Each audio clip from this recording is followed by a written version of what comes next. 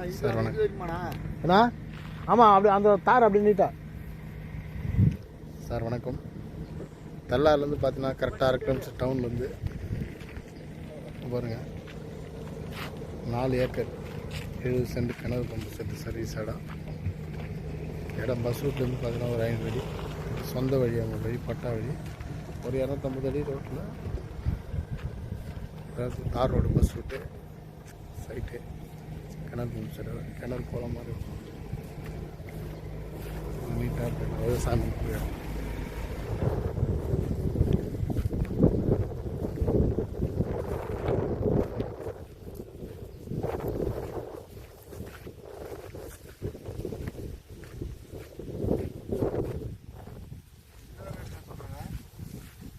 சொல்கிறாங்கண்ணா send